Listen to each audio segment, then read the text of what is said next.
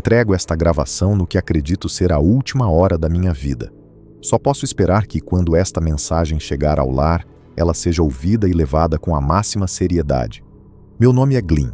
Eu sou, ou era, o comandante da 4ª Banda Pirate, e sei que meu mundo já ouviu falar de mim. Por anos, nossos piratas saquearam mundos e rotas comerciais com impunidade. Tenho certeza de que esta parte será censurada quando, ou se, for transmitida com sucesso à nossa pópula. Mas quero dizer mesmo assim, nós agíamos como agentes do Conselho Governante, com sua permissão, tanto tácita quanto explícita, dependendo de para onde íamos e quem atacávamos. Às vezes, admito, atacamos lugares fora das preocupações do nosso governo. E é claro, já que não era da conta deles, quem se importava? Gritos podem ser ouvidos ao fundo. Perdoem-me, a fumaça está começando a entrar. Não vai demorar agora. Serei rápido. Atacamos Terara porque era fácil e porque a raça parecia fraca. Quero dizer, quem já ouviu falar de uma espécie inteligente que sacrifica adultos maduros e produtivos por causa de seus filhotes, quando eles não apenas podem simplesmente fazer mais, como gostam de fazer isso em toda oportunidade? Quando eles se aventuraram pela primeira vez no espaço interestelar e fizeram contato com nossos inimigos, é provável que nem fizessem ideia de que o convite para se juntar a uma aliança comercial era, na verdade, um convite para serem invadidos. Mas uma vez que entenderam, presas fáceis, certo? Sem grande frota militar, sem estações espaciais gigantes ou redes de defesa, eles apenas haviam começado a desenhar planos para colher a energia das estrelas em massa. Como eu disse, fácil. Então atacamos o lugar. Algumas capitais explodidas, algumas bases destruídas. Tivemos nosso glorioso e tradicional tempo pirata como sempre tivemos, e nos colocamos ao alcance, o que foi um dos nossos maiores erros. Tomamos comunidades com facilidade no começo, mas então, um dos nossos, durante uma colheita, se irritou com o som de um bebê da espécie deles chorando. Eles têm um uivo horrível, então ele atirou nos braços do que agora sabemos ser uma das fêmeas deles. Sem problema. É só fazer outro, certo? Nós pensamos errado. A mulher perdeu toda a razão e atacou nossos saqueadores. Ela levou 16 tiros, mas espancou um de nós até a morte com a própria arma dele. Foi quando descobrimos outra coisa. Os humanos contam histórias. Muito. Essa história, eles gravaram. Aparentemente, eles gravam muita coisa. E a visão de um dos nossos oficiais matando um dos filhotes deles nos braços da mãe, e então ela o espancando até a morte com a arma dele, antes de também ser morta. Isso provocou uma onda de violência que me custou 4 companhias em um único dia. Então, um dos meus oficiais idiotas decidiu que, já que eles amavam tanto suas crianças, ameaçaríamos matar mais delas caso não se rendessem. Grande erro. Ele mostrou a eles que éramos monstros assassinos de crianças. E quando os humanos decidem que algo é uma ameaça aos seus filhotes, eles não medem esforços para destruí-lo. Tiros, gritos cortados, vozes humanas gritando do outro lado da porta. Você precisa entender. Não é só a minha banda. Eles decidiram que toda a nossa raça é uma ameaça às crianças deles. As últimas interceptações que fizemos das comunicações deles mostraram que a Confederação Killing estava prestes a fornecer armas e tecnologia para que eles entrassem de verdade na guerra. Pegamos comunicações domésticas. O planeta inteiro enlouqueceu de ódio por nós. Roube os bens deles? Ninguém liga. Mate um adulto? Eles ficam chateados, mas mate um dos filhotes deles e eles perdem toda a razão, ou qualquer cuidado com as próprias vidas, caso ainda tenham algum senso de autopreservação. Se eles têm algum senso de autopreservação quanto ao extermínio de nossa raça, eu não consigo encontrar. Tentei negociar, tentei barganhar, tentei alertá-los, ameaçá-los. Tudo o que isso fez foi endurecer ainda mais suas convicções. Seja o que for que você faça, não ataque os filhotes deles. Você vai condenar todos nós. Achamos que isso tornaria as coisas mais fáceis, e nós pensamos errado. gritos humanos se intensificam, grito de dor, silêncio. E esse foi o último relatório do comandante da mais poderosa frota pirata nos últimos 500 ciclos. Desde então, os humanos exterminaram 4 bases militares e realizaram missões de autodestruição contra frotas inteiras, paralisando operações em 14 quadrantes. Temo que a guerra esteja, para todos os efeitos, perdida. Portanto, recomendo que ofereçamos termos à Confederação Killing que sejam favoráveis à paz, incluindo um mandado para que cessem o fornecimento de armas e tecnologia aos humanos. Além disso, no período pós-guerra, proponho ao Conselho Galáctico que seja tornado ilegal empregar mercenários humanos ou fornecer armas a exércitos humanos, e que se torne crime de guerra atacar filhotes humanos em qualquer operação, sob qualquer circunstância. Talvez a notícia disso os ajude a perceber que nem todos somos iguais ao falecido Lorde Pirata. Isso vai funcionar? Muitas vozes perguntaram. Quanto tempo mais? Essa era a pergunta que todos faziam. América do Norte, América do Sul, Europa Oriental, Ásia, o subcontinente indiano. Em todo lugar havia uma história. Uma das bandas piratas que atacaram a humanidade executando o filhote de alguém por estar fazendo barulho. Então a pergunta continuava surgindo. Quanto tempo mais? As naves da Confederação Killing estavam sendo rastreadas na rede global. Suas primeiras transmissões de dados tecnológicos para viagens interestelares já haviam sido entregues a todos os governos da Terra. Toda a seção do governo unificado, que começou a se formar após as histórias e vídeos, começava da mesma forma. O som de uma criança chorando, um disparo de uma arma pirata e o grito de uma mãe. E só então os humanos discutiam. Aquilo era reproduzido nos novos estaleiros que já estavam sendo construídos. Era reproduzido nos campos de treinamento da infantaria unificada que brotavam ao redor do mundo. Era reproduzido nas fábricas de mechs e centros de treinamento. E todos os dias, novos relatórios sobre os preparativos deles eram enviados ao governo da Confederação Killing. E aquela mesma pergunta: quanto tempo mais? Começou a assombrar a própria Confederação, pois junto com isso, o monitoramento das comunicações terranas, vieram mais informações do intercâmbio cultural deles.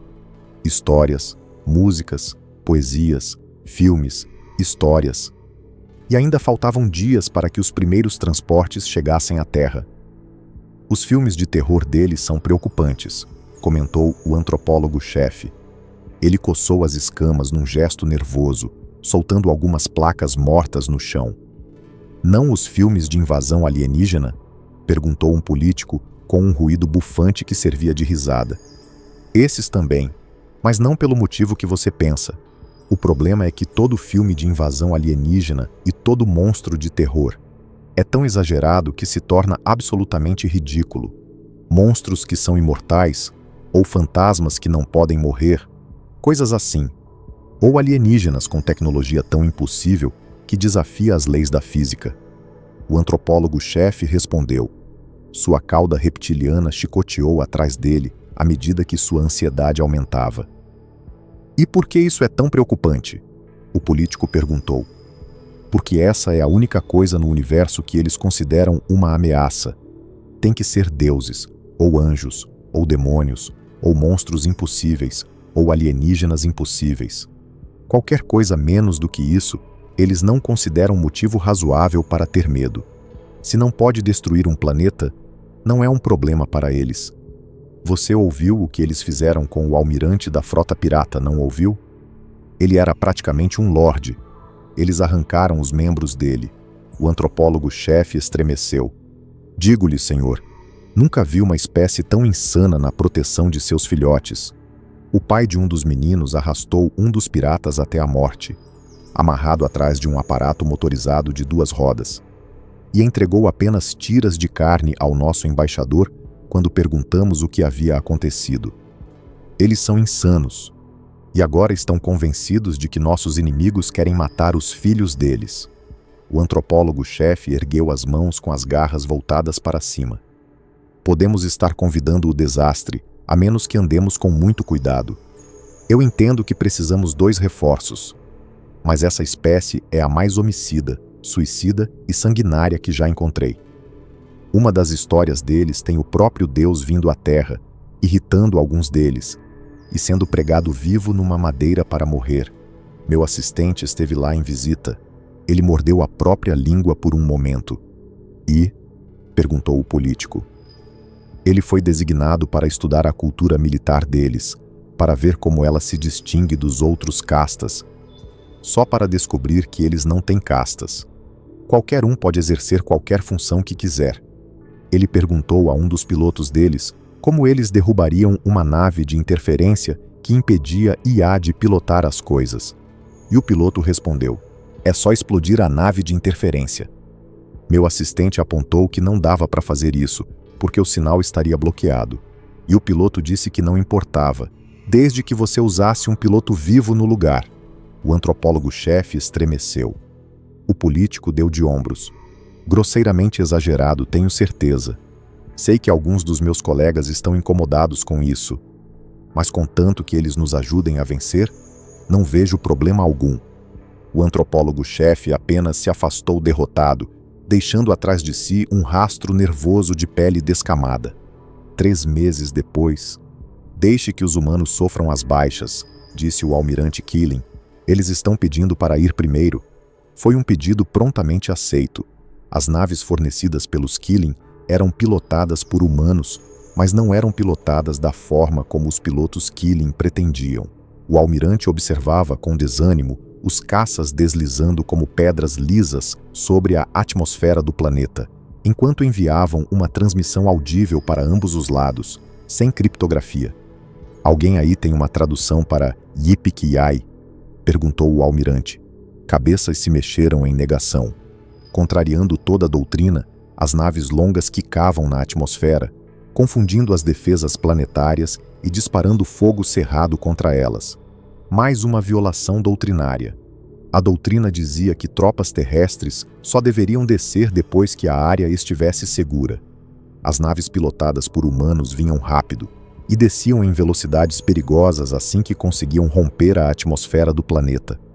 Algum senso de pressentimento, ou esperança, ou incerteza, ou algo que ele não sabia nomear, o impulsionou à próxima ordem. Coloque a superfície na tela, latiu o almirante, e transmita isso para casa. A tela surgiu e mostrou os transportes se abrindo, e os jumpers, humanos, surgindo por baixo deles. Eles são máquinas? Ele perguntou. Sua tripulação deu de ombros. Foi quando a segunda transmissão chegou. O som de um lamento, o som familiar de uma arma disparando, e o grito de uma mulher humana. Essa transmissão era tão sem criptografia quanto as outras, e claramente destinada a ser ouvida por todos, e pareceu enlouquecer os humanos. Então ele viu os pilotos de carne, e o amor humano pelo exagero letal. As máquinas que os humanos pilotavam eram pesadas, lentas, com braços maciços equipados com armas de projéteis do tamanho de um corpo. A estratégia contemporânea envolvia capturar posições, mas a infantaria pesada humana não tinha interesse nisso. Cada um dos seus mechs tinha foguetes montados nos ombros. Dezenas de pequenos foguetes disparados contra qualquer edifício em seu caminho. A Aliança Panquim tinha soldados de sobra, mas lutavam como quem queria sobreviver. Os humanos lutavam como se estivessem lá para matar, e não se importassem se morressem no processo. Os primeiros transportes trazendo infantaria leve secundária começaram a pousar momentos depois dos andadores mecanizados. Esses usavam trenós a jato leves que voavam pelo campo de batalha, soldados levemente blindados que espalhavam chafe, fragmentos metálicos, por toda parte, bagunçando os sensores das armas a laser dos defensores sobreviventes. A névoa branca causava caos total na capacidade deles de resistir. Isso não é guerra, isso é vingança. Eles estão loucos? Eles estão loucos? O almirante perguntou, repetindo a frase. E ainda assim, ninguém respondeu. Quem quer que estivesse controlando o monitor começou a dar zoom no combate corpo a corpo, e viram a máscara contorcida de ódio no rosto de um infantaria leve terrano. Sua arma de projéteis, com uma lâmina brilhando na ponta, de repente fazia todo o sentido. Eles colocam facas nas armas, o almirante balbuciou, enquanto o soldado terrano abriu o ventre de um soldado da Aliança Panquim, gritando de raiva, como se tivesse sido seu próprio filhote a ser morto pelos piratas. O almirante tentou imaginar de que profundezas torcidas do abismo pode vir um ódio desses. O que ele está pensando? Será que ele sabe o que está fazendo? Ele é uma máquina? Sussurrou chocado. Senhor, temos uma transmissão entrando do almirante terrano, disse o oficial, sem tirar os olhos da tela. Enquanto isso, a imagem mostrava um tanqueto enlouquecido de batalha, levantando um braço decepado e espancando um infeliz até a morte com ele. O que ele está dizendo? Perguntou o almirante. Ele está dizendo que nós somos desnecessários, que os Panquim não eram tão ferozes quanto ele havia sido levado a acreditar. O oficial de comunicações e traduções esperou a resposta do almirante, mas, ao verem a bandeira terrana hasteada sobre o último prédio de pé, e a infantaria humana e as forças mecanizadas incendiando o último bastião Panquim na região, e abatendo aqueles que tentavam fugir, o almirante não teve argumento. Diga a ele que tudo bem. Nós pegamos o próximo mundo quando partirmos no mês que vem. O almirante respondeu. O oficial retransmitiu a mensagem. Mas então as escamas do almirante começaram a cair horrivelmente. Eles não estão esperando, senhor. Ele diz, sigam com os suprimentos, mas o próximo mundo está a apenas um salto de distância. E não está pronto. Ele mal usou suprimentos. Então podemos segui-los quando estivermos prontos. Semanas depois, na Assembleia da Confederação Killing, 14 mundos em 14 meses. O progresso da guerra foi completamente revertido. Os Panquim estão oferecendo termos de rendição. Alguns termos são estranhos, outros compreensíveis.